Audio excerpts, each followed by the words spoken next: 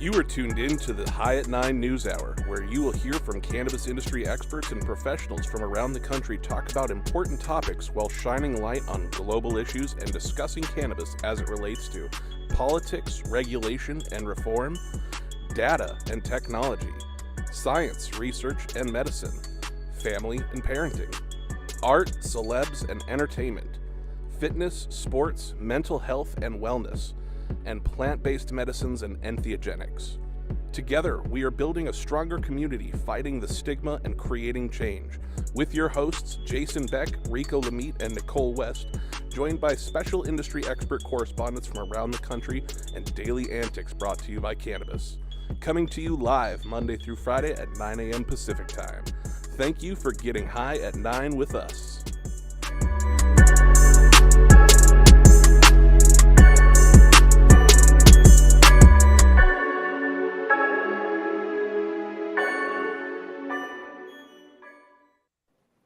Good morning, High at News team, High at News fam. It is Thursday, November 10th, 2022, which is United Marine Corps birthday. Thank you for your service. National Vanilla Cupcake Day. That sounds kind of boring.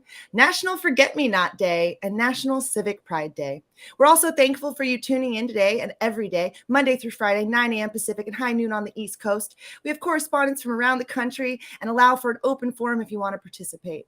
Do us a solid and hit that subscribe button and share to us on your favorite social media platform and tell a friend about something you learned here today.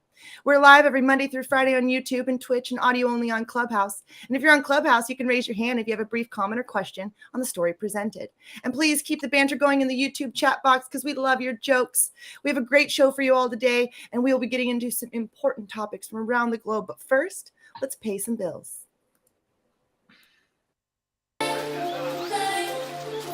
At True Classic OG, we live by one motto: stay true. We stay true to our legacy cut of True OG that's always fresh, piney, gassy, and delicious. We represent the spirit, hustle, and diversity of our great city of angels. And we stay true to the spirit of this plant, doing everything in-house to ensure that you get the highest quality and consistency with every batch.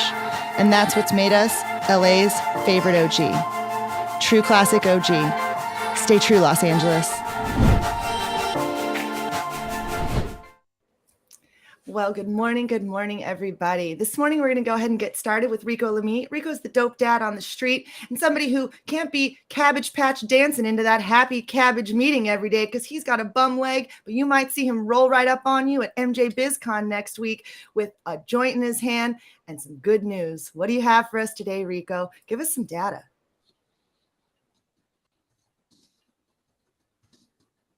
Your mic is muted, Rico. No, his mouth isn't moving. Oh wait, no, his mic is muted. No, we don't hear you. No. I thought his mouth wasn't moving. Go ahead and talk. I know. Ain't nobody can there we connection are. is not good. His connection. No, it's not. All right, well, Jason, you got your story queued up. You want to go up today, right? We'll get you first so we can get Rico's sound sorted. Yeah, you ready?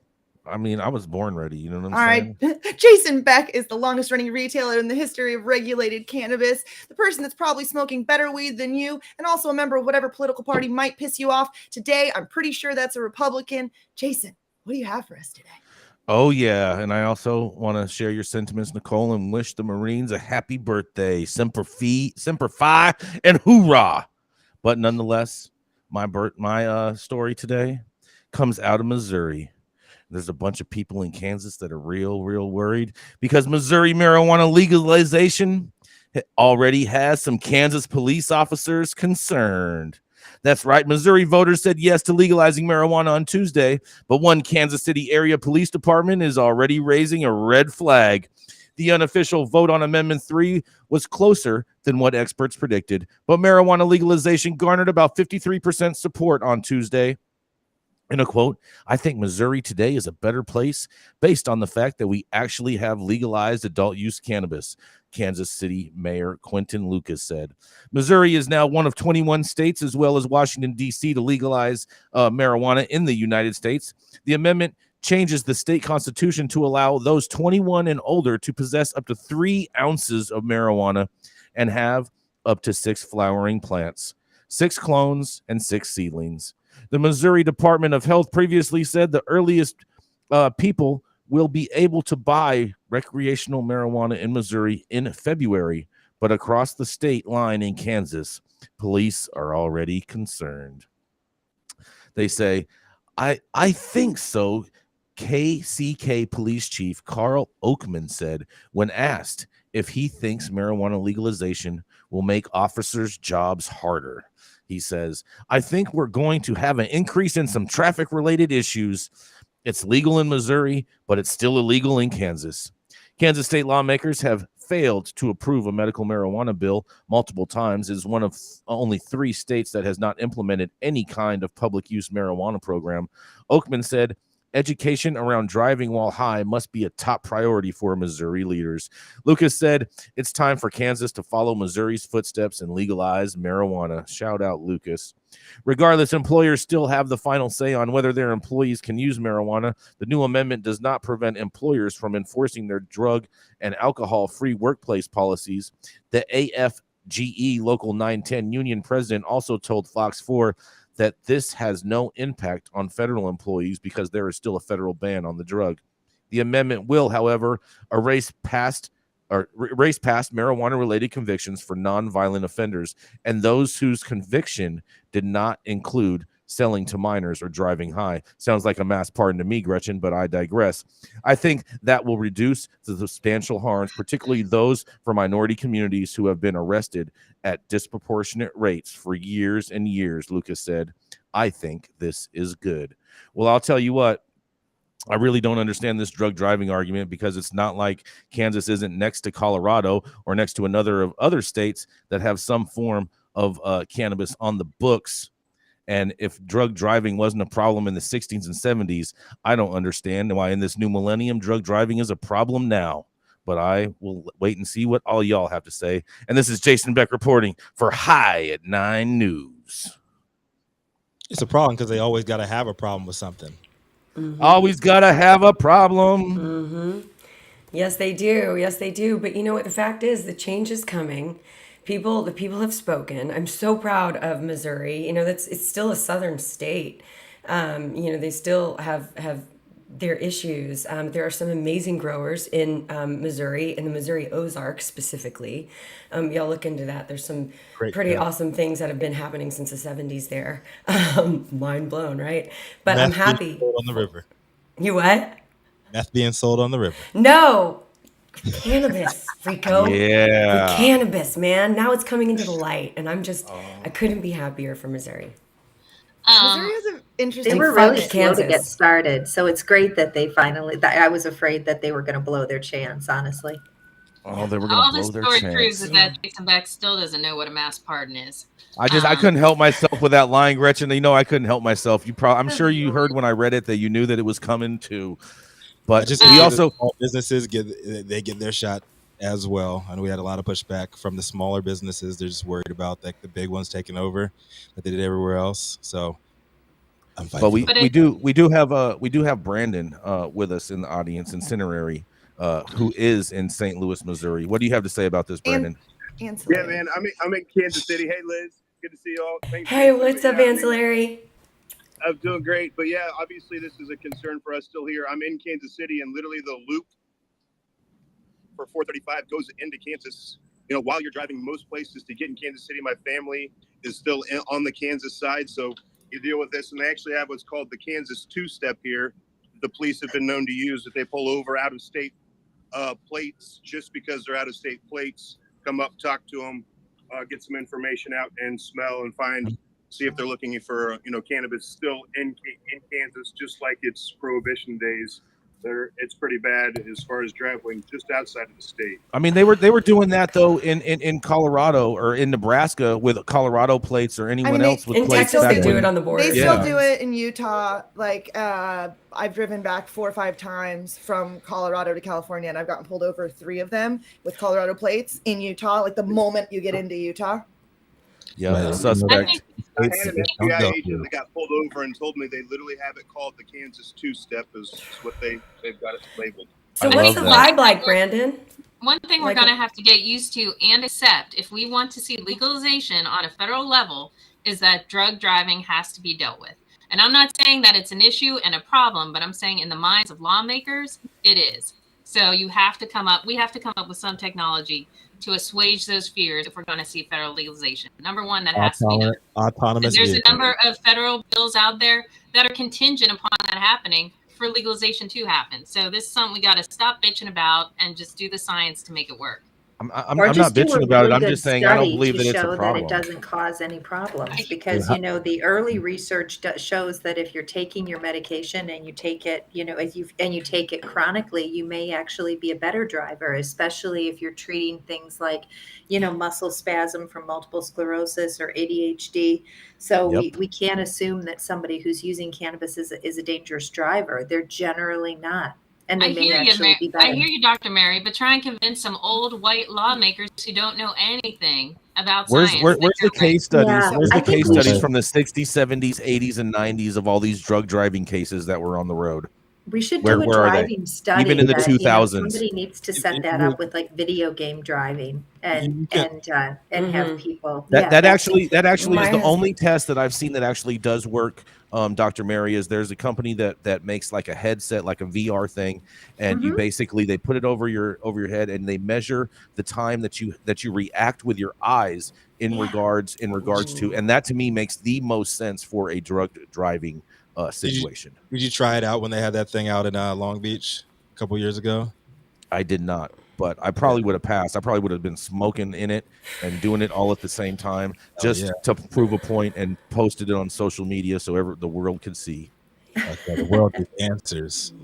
I really agree with Gretchen, though, in the way of us having to figure out a way to put something, right? And that I'm in the way of, like, when you look at BAC, you look at your blood alcohol level, there is a threshold. I'm not, we're not saying like you swab it and if there's any, we need to figure out what the where that threshold is, right? Because it's not the idea that you can't consume.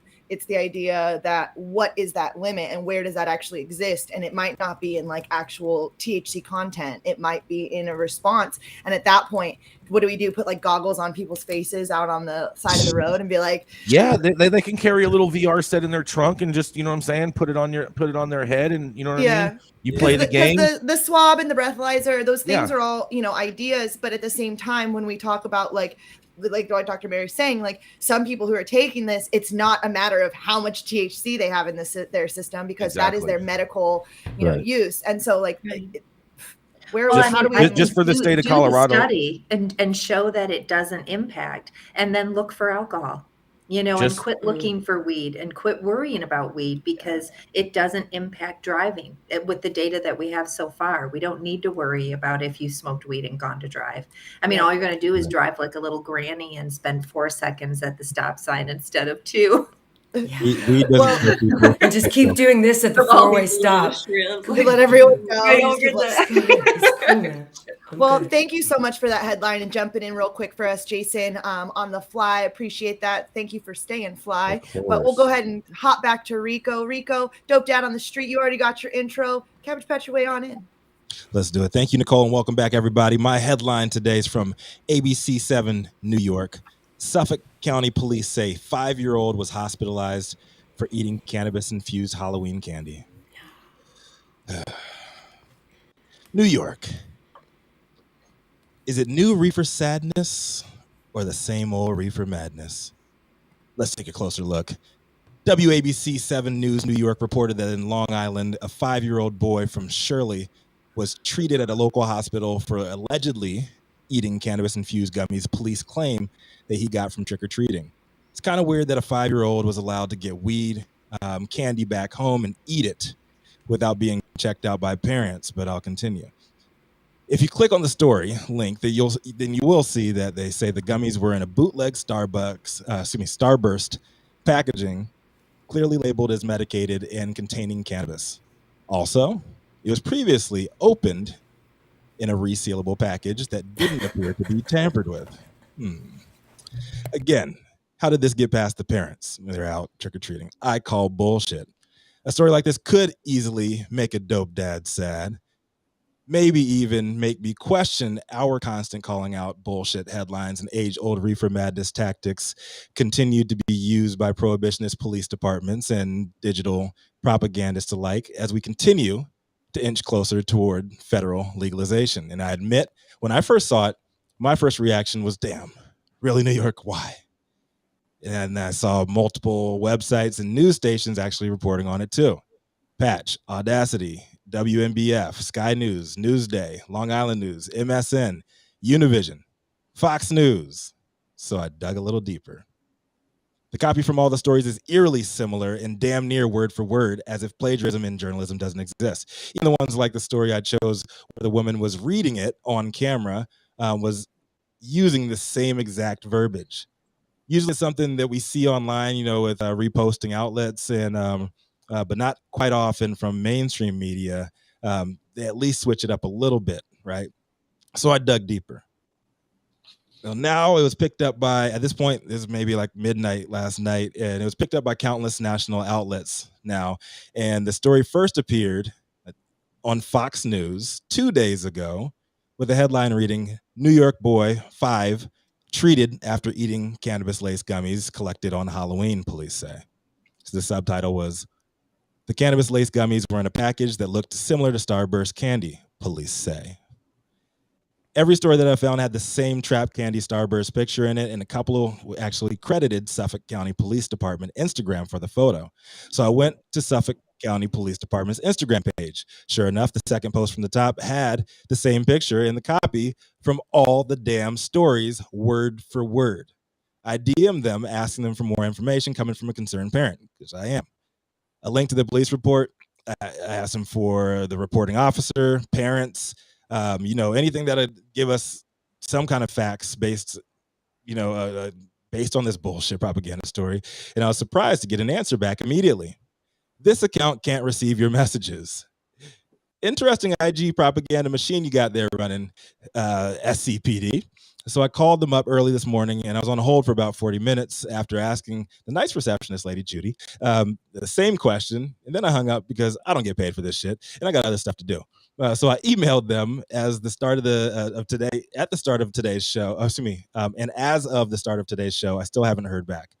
There were 3 clues in plain sight from this story that should have screamed utter bullshit from the jump. Number 1, it originally came from Fox News. I don't really have to go deeper into why prohibitionist propaganda machine that is faux news should be trusted outlet ever. Number 2, quote unquote, police say. Each outlet used that verbiage to shield themselves from liability. Cops lie. Full stop. We all know this. They also have the quickest access to news media, and some even with full propaganda departments dedicated to spinning narratives before any truth or evidence surfaces on stories from anything from petty crime to murder. Also, if the story were to be true, how quick would a police chief jump at the opportunity to get on camera as the first in history to actually identify a weed Halloween candy trick-or-treating case? Cops are hams. Let's be real. I didn't even think about that one. Hams.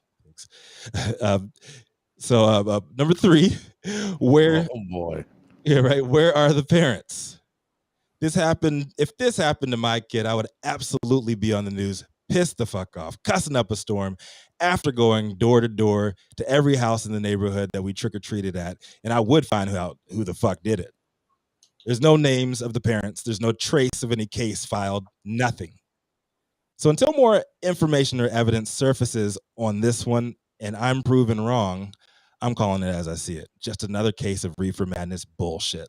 Until they respond to my request for more information on this shit, I'm inclined to believe that it's the lying ass Long Island Suffolk County Police Department colluding with Fox News, trying to scare folks and convincing them that weed is bad and your kids will OD or die after trick-or-treating in neighborhoods where it's sold. New York's first adult use shops are supposed to be opening in another week or so, and GlaxoSmithKline is currently Fox News' biggest advertiser. Coincidence? I think not. Follow the money. This is Rico Lamitte, dopest dad on the street for High at 9 News. Stay woke, y'all. Are you done pushing this ridiculous amount of bullshit? I mean, do you have any idea how the news media actually works and how police work and PIO officers and actually getting information if you want it? Because it doesn't sound like you know dick.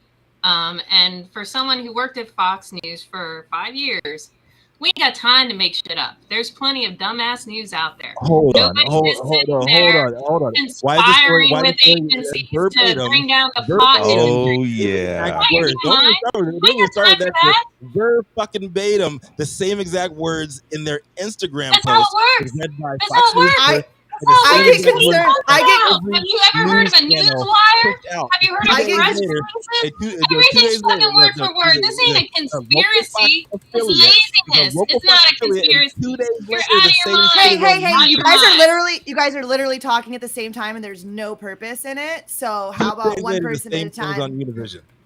Out of your the mind. same So what exact if words. other media picked it up, Rico? That doesn't mean that it's some great right-wing conspiracy Where's the police to report? bring out. Where the police report? Where the cops? Where the parents? There's I get nothing tying it concerned. anywhere until Did there's you reach more out? Here's my information comes question: out. when you talk to It's when you bullshit. talk to the very nice Absolute lady bullshit. at the police station, when you talk to her, did she refer you to the PIO?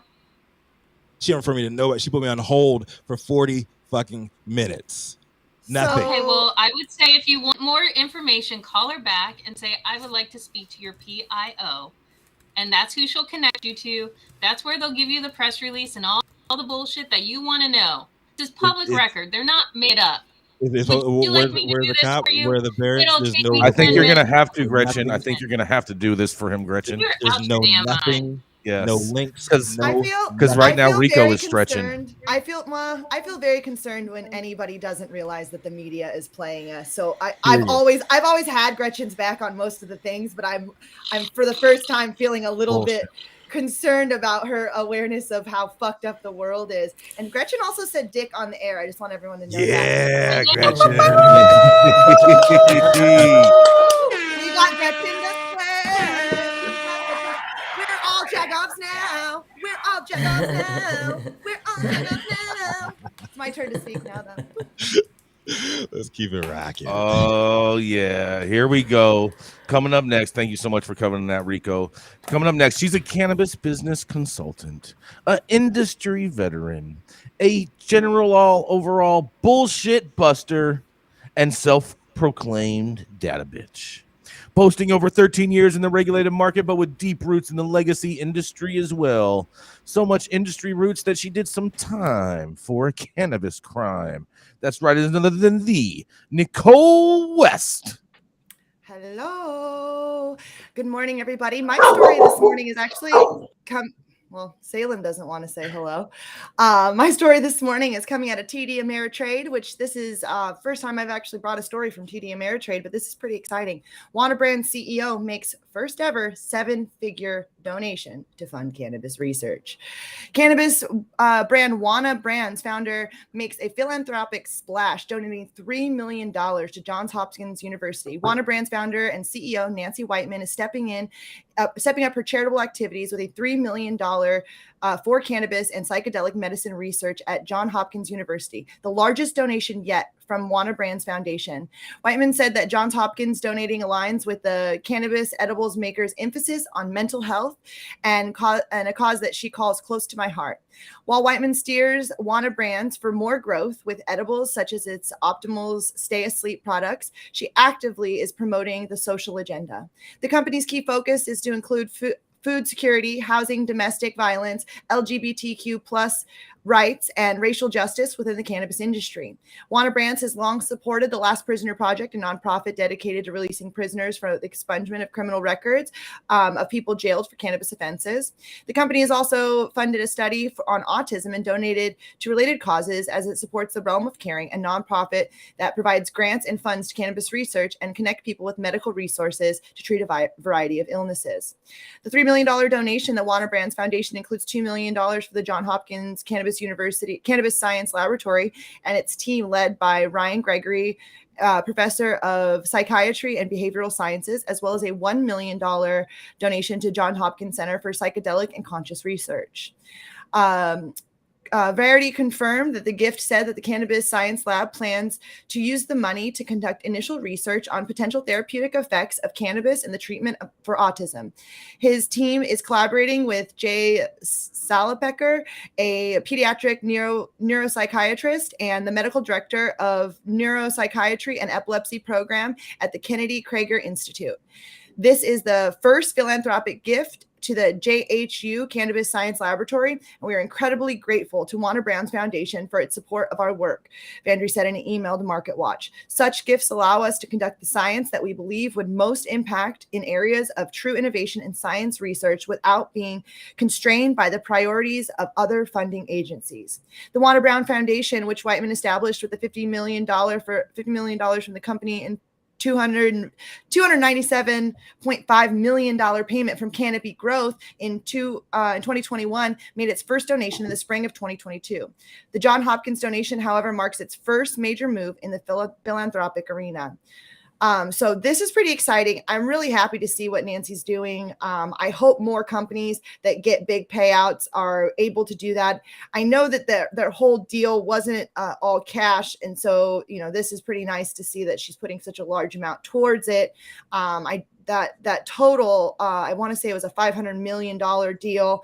It looks like it was 200 and something million that actually actualized in that, but $3 million going towards research is no, small feat. So thank you so much, Wanda Brands, for participating in the development of research in this industry. And I really hope that this shows other companies kind of the way and how we're going to get this done. I also hope that we see some numbers like that getting put towards lobby efforts for descheduling, because without that, we are not going to get too much further anyways. So big shout out to Wanda Brands and Nancy, but again, a deschedule or bust. And I'm Nicole West, getting high at 9 with y'all. Big shout out to Nancy. One of my favorite people. Nancy Whiteman. Do we know how this money is going to be spent? Well, that's what it's saying. The $2 million is going towards autism and $1 million is going towards the psychedelic research. And the whole purpose of them just making the donation to the lab is so that they can do the research without it having to be a specific direction. Okay. So the lab gets to continue its research of its theories internally as the lab, rather than being like, this is what we want you to research. Here's $2 million. So they're funding hypotheses. They're funding further development in what could help autism in cannabis. Correct. Yeah, and psychedelics. 1 million for psychedelics, 2 million for cannabis specifically.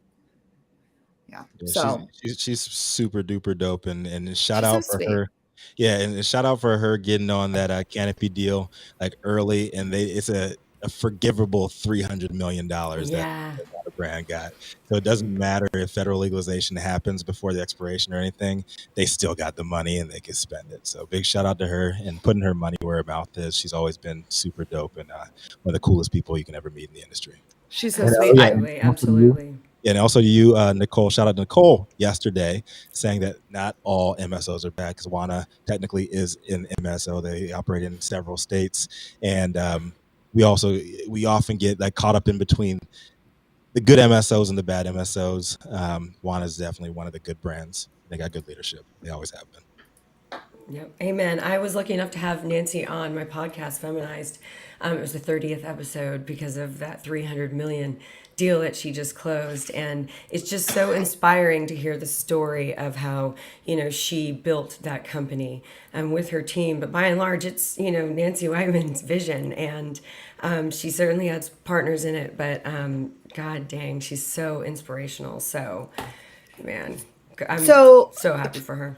Chemo asked if they were personally invested in the research company. It's not a company; it's a school. It's the University for Johns Hopkins program. It's not. Is she part of the alumni? Probably not. Probably No, not. I don't She think is so. a She went to Denver Colorado. girl. Yeah, she went to Colorado. I want to say she went to Okay. UC. I want to say she went to UC Boulder because her and Wanda are older. Like they go back. So I'm Yeah. not sure. I know Wanda went to Boulder, but I'm not 100% sure. But yeah, no, there is no, what this is an altruistic move. This is a woman, a leader of a company who truly believes that she wants to leave the world a better place. Period. End of story. She's raised a ton of money and done great things with that money, i.e. products to the market. That's why a company came along and bought WANA essentially, or bought the, option to buy WANA when federal legalization hits. So the fact is, I think, it's easy to be sus in this industry, but they're the real deal. And Johns Hopkins, I mean, it's the foremost research institution in our country. So do a little homework there. Yeah, and if she did reply back, chemo of I see an honorary doctorate. If she did, if that's what you, so be it. She deserves it. I'm all good with honorary doctorates. That's all good. But yeah, thank you all for entertaining that story. And again, thank you, Nancy, for doing something good for the community. And like I said, I really hope that we start to get some monies like that towards people like Gretchen that can help us deschedule or bust. The research is important, but we got to get this descheduling on the books. So I'm going to go ahead and get our disclaimer and we'll get hopping. So thoughts and opinions in general shade thrown on the High at 9 News are those of the individual speakers, not those of any other speaker or its followers. The statements made do not constitute legal or accounting advice, and our speakers make no representation regarding the legal status of any substance, country, area, territory, or its authority. The views expressed in this room do not establish fiduciary relationships. Our sponsors do not imply, constitute any endorsement by us, the expression, any opinion whatsoever, any speaker on stage. If you're an easily offended person, this show's probably not for you. Also, maybe it's time to get a little bit higher.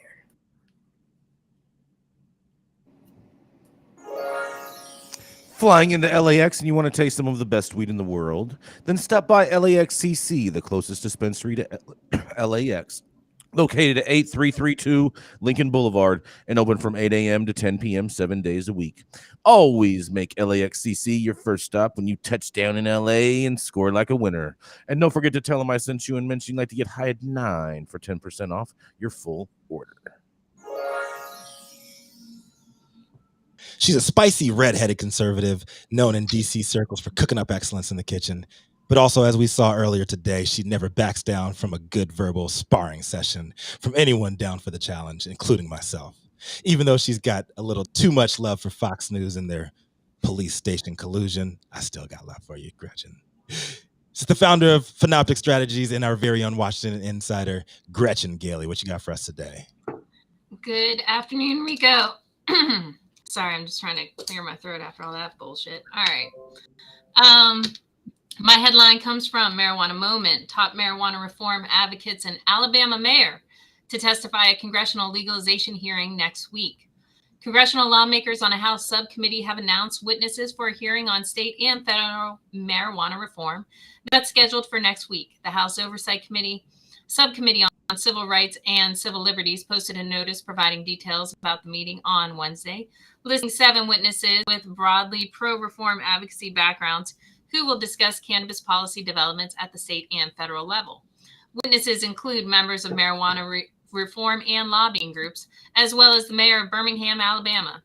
The subcommittee meeting, titled Developments in State Cannabis Laws and Bipartisan Cannabis Reforms at the Federal Level, will take place on Tuesday, November 15th. Members will examine the many benefits of cannabis decriminalization at the federal level, including addressing racial disparities in the criminal justice system, improving treatment options for veterans, and allowing marijuana companies to access traditional banking services. Here are the witnesses who are currently slated to speak at the meeting. Randall Woodfin, Mayor of Birmingham; Paul Armentano, Deputy Director of NORML; Andrew Friedman, Executive Director of Coalition for Cannabis Policy, Education, and Regulation; Eric Gopal, Founder and CEO of Veterans Cannabis Coalition; Keely Haynes, Senior Legal Advisor of Free Hearts; Amber Littlejohn, Senior Policy Advisor of Global Alliance for Cannabis Commerce; and Jillian Snyder, Director of Criminal Justice and Civil Liberties at R Street Institute. The mayor of Birmingham might not be associated with a formal advocacy organization, but he's made headlines over recent years for using his executive authority to pardon thousands of city residents with misdemeanor marijuana convictions of their records. Gopal of UCC, meanwhile, has long pushed for federal reform, focusing on promoting medical cannabis access for the veteran population. He recently wrote about the unique challenges to advancing marijuana reform posed by the U.S. Department of Veterans Affairs in an op-ed for Marijuana Moment. We are hoping that this hearing sets the stage for the next phase of bipartisan congressional work on descheduling, legalization, and other cannabis-related reforms, Gopal told Marijuana Moment. It is far past time to recognize the harms of prohibition and the empty case for federal criminalizing the plant. The price of continuing inaction will be measured in the lost lives of veterans who are dying from suicide and overdose because they lack safe, legal access to cannabis and knowledgeable healthcare providers to help them understand its potential risks and benefits. We plan on talking about our state work with compassionate donations in California, as well as needed federal reforms like discharge upgrades for veterans separated from the military because of cannabis and the expansion of toxic exposure legislation to include research into cannabinoids as treatments for associated illnesses. Some advocates may take issue with the participation of CPAIR on the panel in light of ongoing concerns about the organization's ties to the alcohol and tobacco industries. And the subcommittee notice says the additional witnesses will be announced before the meeting. It also talks about racial disparities in marijuana enforcement and the life-altering implications for employment, housing, and education that can come with a cannabis conviction. Decriminalizing cannabis at the federal level and expunging criminal convictions for possession would alleviate these burdens and allow for societal advancement. Representative Nancy Mace, who serves as a GOP ranking member on the panel, previously told Marijuana Moment that she had received a promise from leadership that her state's Reform Act would be taken under consideration in the panel. We shall see how this panel discussion goes. I think it's always a good sign for hearings on the Hill, trying to discuss more about what's going on with cannabis.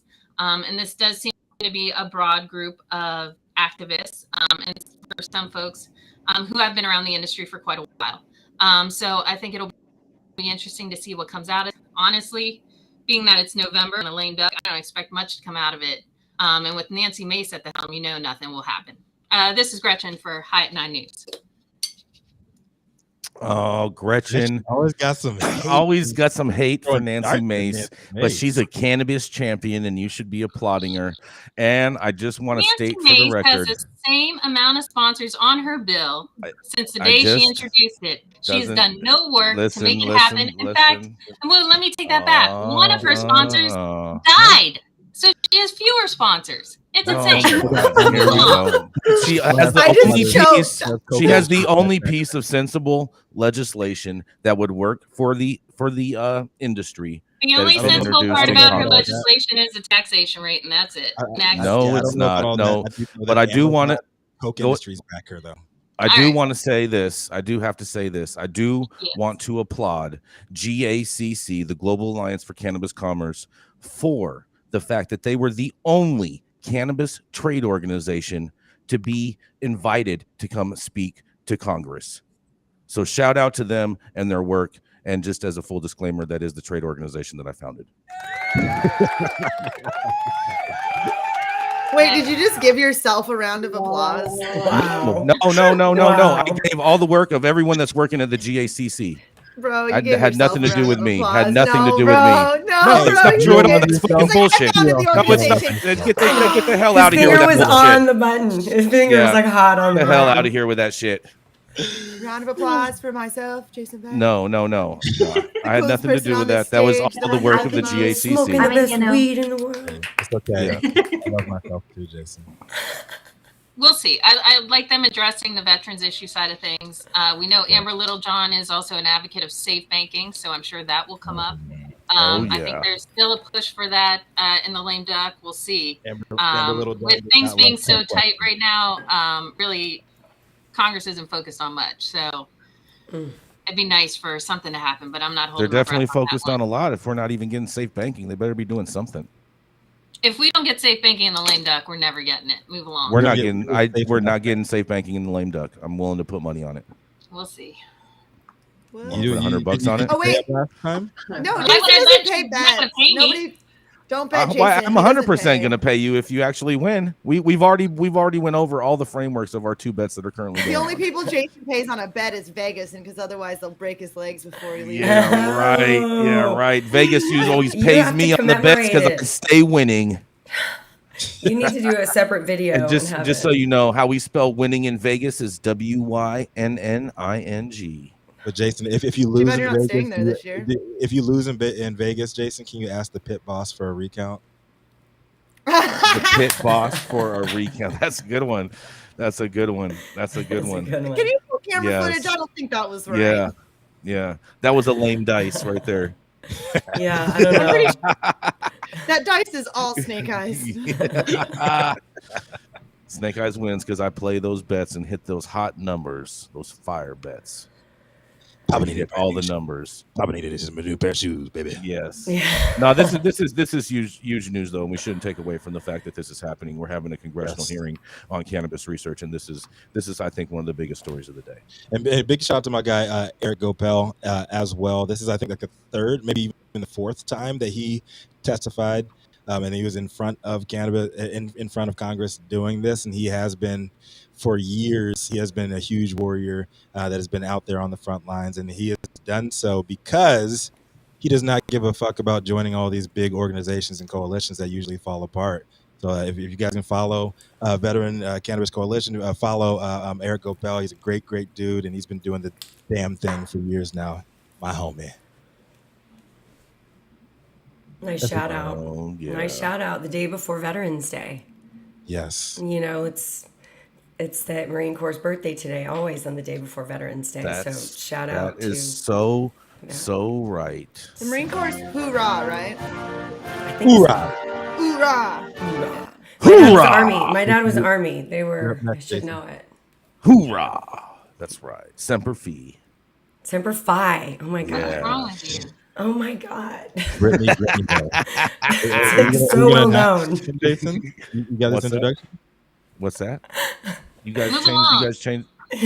Keep it moving. Introduce me. Mofo.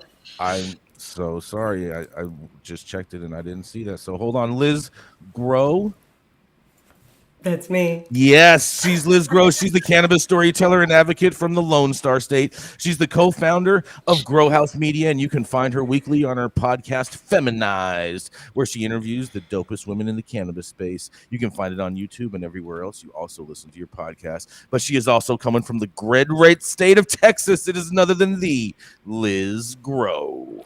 Hey, you guys, what is up? I'm so excited to be here this morning reporting live from deep in the heart of Texas. Okay, about what happened on Tuesday. We all know that basically everyone stayed in place, so there was no real change at the state level. However, at the local level, we had some really, really big wins. So the story that I'm reporting on today is that Texas voters in 5 cities approved marijuana decriminalization ballot initiatives. This is from Marijuana Moment and Kyle Yeager. So Texas voters in 5 cities approved local marijuana decriminalization initiatives on Tuesday. Voters in Denton, Elgin, Harker Heights, Killeen, and San Marcos said no to the criminalization of cannabis in their cities, affecting almost 500,000 people. Austin voters strongly approved marijuana decriminalization measures this past May. So you guys have probably already heard that. Texas is moving closer to decriminalization. We're having to do this on the local level because there's just no change whatsoever at the top. So it's important to remind you guys that in Texas, statewide citizen initiatives are not currently permitted, okay? So the only way we can change things is on that local level and is through voting for our lawmakers who write the laws. So meanwhile, San Antonio, which is the second largest city by population in Texas, could get the chance to locally decriminalize marijuana in May 2023 after activists announced last month that they were launching a signature drive for ballot placement. This is awesome. That's right in my backyard. So I'm going to be a part of that movement for sure. I want to, before we break off and talk about how awesome this is for Texas, I definitely want to read a quote from the Texas Normal Executive Director, Jax James. She is an incredible advocate for the state, for cannabis, and has been doing this for 13, 14 years, and this is a big win. So this is what she says. Texans have shown that they want major cannabis law reforms in Texas via polling, legislative engagement, and now the local ballot box. This will have a positive impact on almost 500,000 people living in these cities. So it's very, very exciting. Where we are currently with cannabis and decriminalization and what's happening on the state level is, honestly, our governor doesn't seem to really know what's going on. He said that he believes that people shouldn't be incarcerated over low-level marijuana possession, whatever. However, in a confusing press conference on the day after, I got to have an audience with him and my team. He incorrectly suggested that lawmakers have already adopted the policy statewide. So he already thought that marijuana was decriminalized. So that was kind of embarrassing. But the fact is, polls that continue to be released show that the majority of Texans support cannabis reform in the state, support it as a medicine, and want a open and thriving market. So I'm Liz Groh reporting from deep in the heart of Texas for High at 9 at News. What do y'all think? I can't even get a yeehaw. Yeah. Thank you. God, I need to get my own sound effects. So Okay, there's I need to get my Texas three sound cities. effects. Yo, Three Go cities. get cities. them, Texas. Go get them. You got to start somewhere. baby, Thank you. yeah, Way to go, Gretchen. I'll support it. Yay. Especially from you process loving conservatives over there, like, oh yeah, you know, like it's baby steps, but it's a step in the right direction, right? This is the tech. It is. It's all we It got, is. man. It's all we got, and it's an inch closer. Which So is that eight so- cities? 8 cities that you can be able to buy weed in Texas now? It's not buy; it's decriminalized, and the cities kind of. I think they have different rules around that. It's So all you around can't actually possession. buy weed. It's all around possession. You can buy No. gummies and other. You can buy gummies and other if you have a prescription. Yes, No, and there are no. only 2 dealers in the state who. There's you can only buy 2 from. dealers. I like how you call them dealers. Yeah, well, Yes. I mean, what are we talking about here, guys? I mean, So go Texas! I'm excited. I'm excited. Not to blow this up and make it seem wonderful, but I mean, that's where you need to start. And frankly, where we're seeing legalization happen is in the urban settings. So if it's going to be cities legalizing on their own, if that's the only way for Texas to get done, I mean, that's where the population base is. The hell with it. Yeah. Go that That's direction, right. whatever it takes. Thank All you, Gretchen. politics Thank is you. Local. Yes, and Yep. it's important to mention that Killeen, one of the cities that decriminalized, has the largest population of active duty military in the country. Okay, so being like that's something interesting to think about, and the connections there, and what's happening at the local level to at least progress the agenda and conversation. So we're just like fucking crawling through the cave, you guys, and appreciate your support. And sending weed, please. I need some weed. Yes, Sorry. That's right. In the right. meantime, I'm In the actually meantime. pretty hopeful. I'm actually pretty hopeful for Texas at some point to be able to legalize, because when we have the conversation of the ability to cultivate big picture, and I know California has been fucking growing weed, and we grow good weed and everything. Texas has access to the water that we don't. When we start to have the conversation of growing at like serious scale, we're talking about, you know, maybe the mids come from Texas, and the highs come from California, and the lows come from Indiana. And I feel like that's kind of a good across the nation. But you know, I'm definitely concerned to see the people in Texas think that it's going to provide them more protection. I think that kind of happens a lot of times when these little cities do start to legalize or decriminalize. People get a little bit confused, and then, you know, not necessarily confused, they get a little bit flagrant. And you know, we got a bunch of habitual line steppers, and you know, Flagrant. you give them an inch and they take a mile kind of thing. You know, they're like, oh yeah, it's legal to have some cannabis plants here. You can have 3 plants. And then they're like, all right, so we got to get 25 people that live in this house, and all of us get 3 plants. And then we blast this out wall to wall. And you're like, wait, that's not what they meant.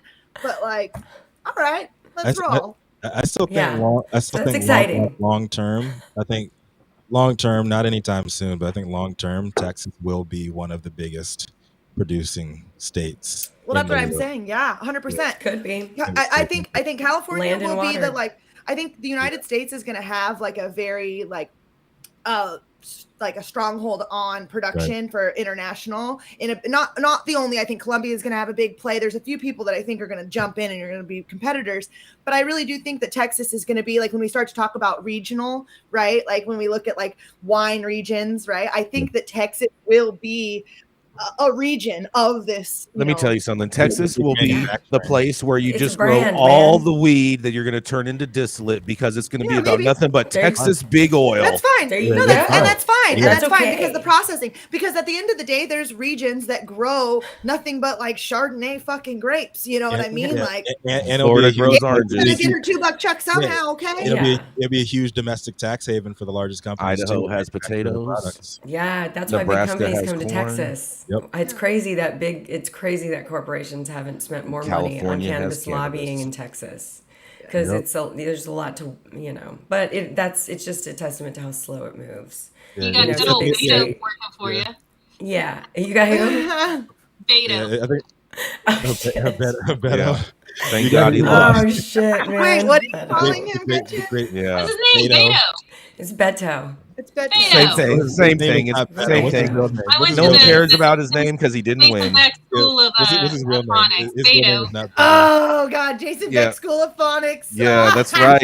No one cares about his name because he lost. Oh boy. Well, I mean, they do care about his name. He Yeah, made quite a stink. Hold on. Did you see that? There was the best social video. That the video that I saw about there was it was a girl. She was riding the back seat of a car with her grandma, and she was doing a thing saying how she went and voted for Beto, and her grandma turned around and said, "You better have not."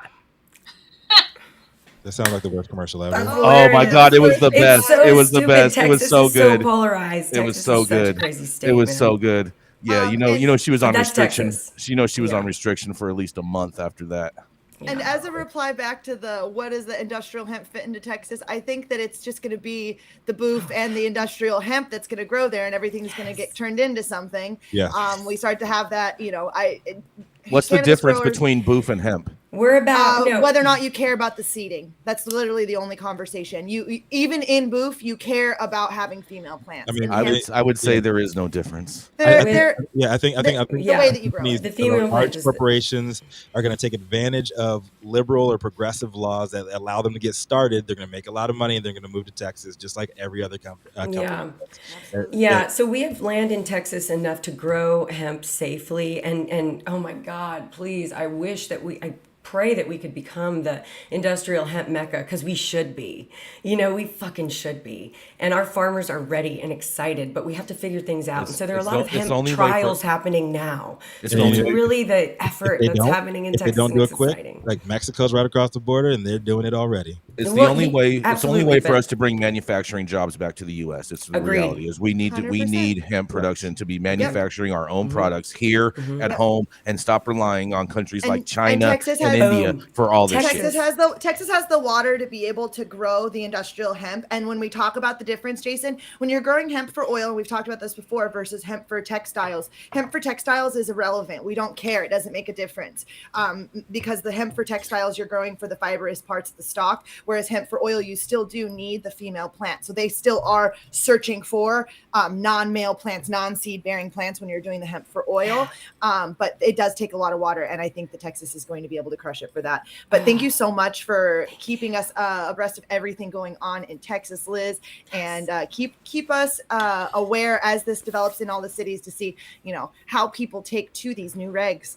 But we're going to go ahead and hop to our last correspondent for the day, Dr. Mary Clifton. She's an integrative medicine internist with a 2-time best-selling author, the CEO of Balance Medicinals. Dr. Mary joins us today from New York. She does the research and converts it into effective treatments so you don't have to, and helps us understand some of those confusing things in the way of the medical research for cannabis, and helps us understand how beautiful cannabis can be for everybody across the nation. What do you have for us today, Dr. Mary? I have an article from the Fresh Toast about the high aspergillus levels that were found in moldy Colorado weed. Most states agree that that mycotoxins, funguses, should be tested in weed, but the regulatory limits vary from one state to another. And the Colorado Department of Public Health and Environment issued a health and safety advisory regarding unsafe cannabis from a Colorado dispensary, Living Rose Wellness.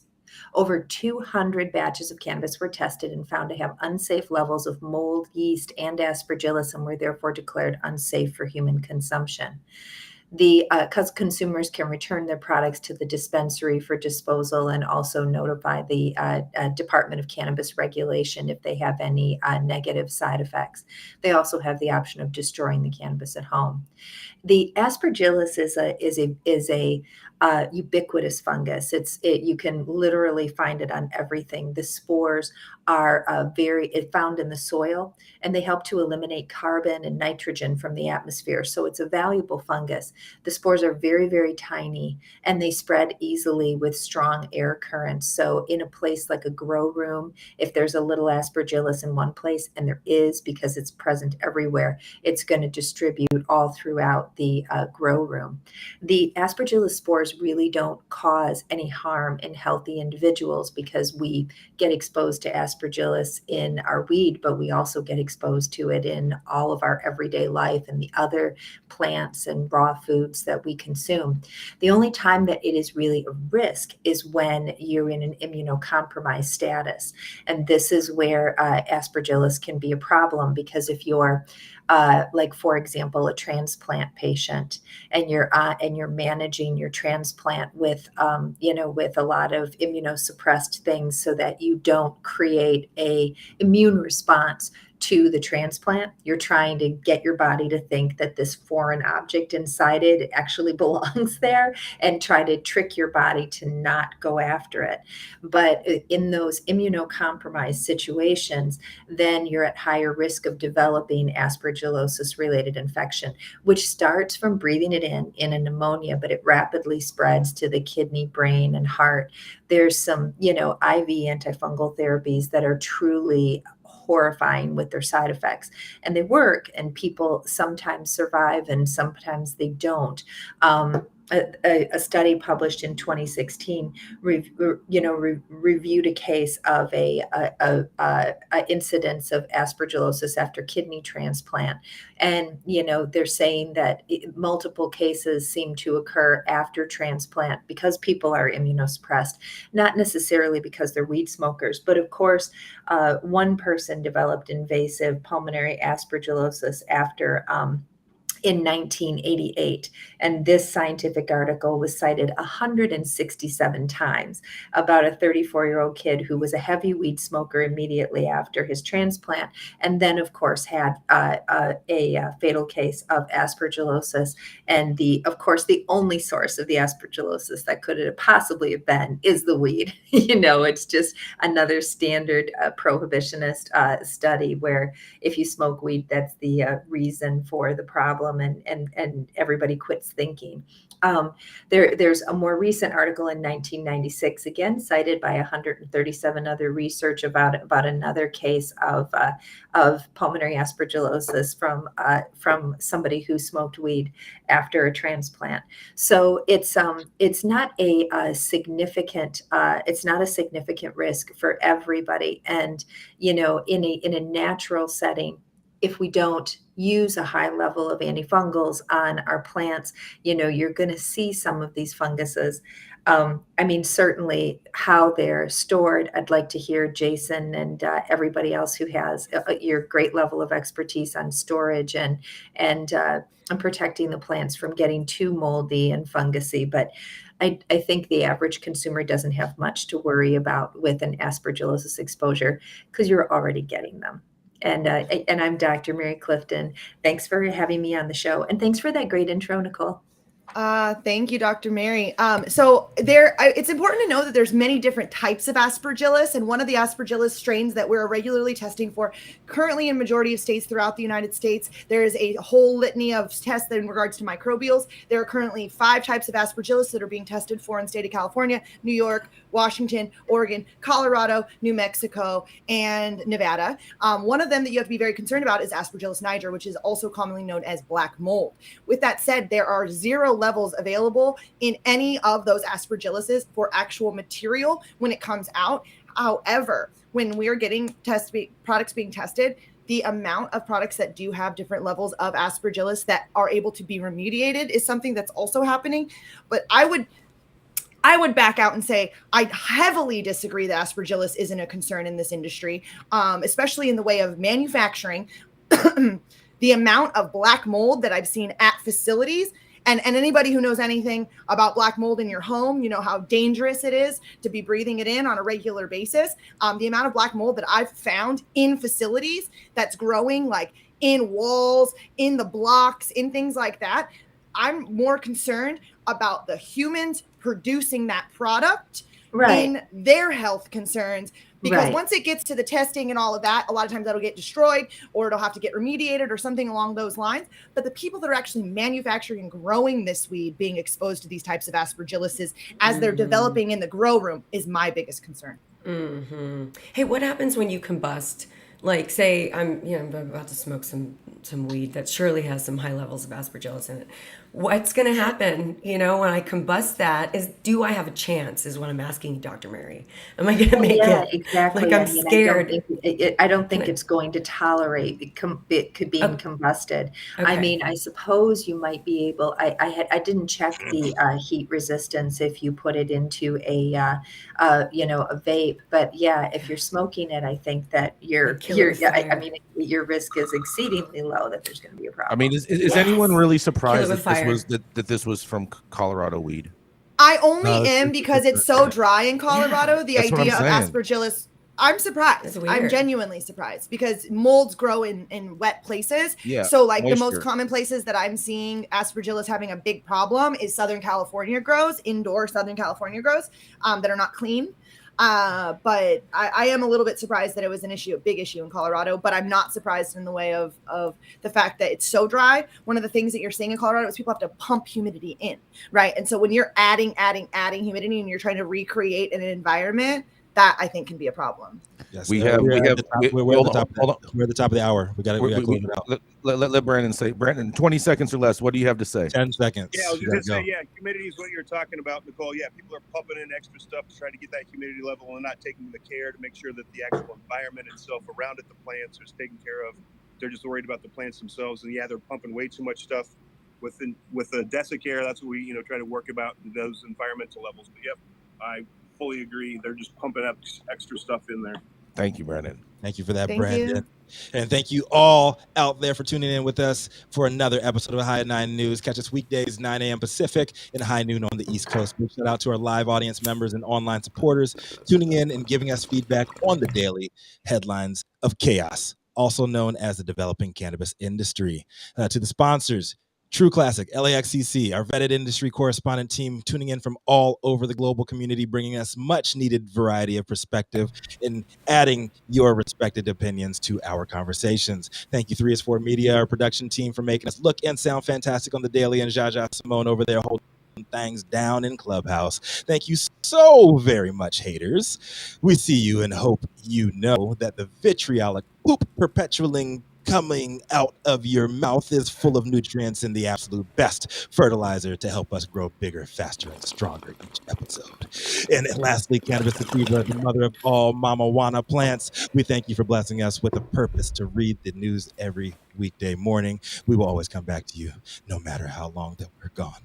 It's Thursday, November 10th, 2022, and the show's over, and I hope you all have now been blessed with today's top industry headlines. We hope it was enough to put it in your pipe and smoke it at least until tomorrow. My name is Rico Lamitte, the dopest dad on the street, signing off, and please remember, when life gives you no place else to turn, you can always turn the fuck up. Fox News is trash. Oh, cut it out. Woo! You're crazy, Rico. You are tuned in to the High at 9 News Hour, where you will hear from cannabis industry experts and professionals from around the country talk about important topics while shining light on global issues and discussing cannabis as it relates to politics, regulation and reform, data and technology, science, research and medicine, family and parenting, art, celebs and entertainment, fitness, sports, mental health and wellness, and plant-based medicines and enthogenics. Together, we are building a stronger community, fighting the stigma and creating change. With your hosts, Jason Beck, Rico Lamitte, and Nicole West, joined by special industry expert correspondents from around the country and daily antics brought to you by Cannabis. Coming to you live Monday through Friday at 9 a.m. Pacific Time. Thank you for getting high at 9 with us.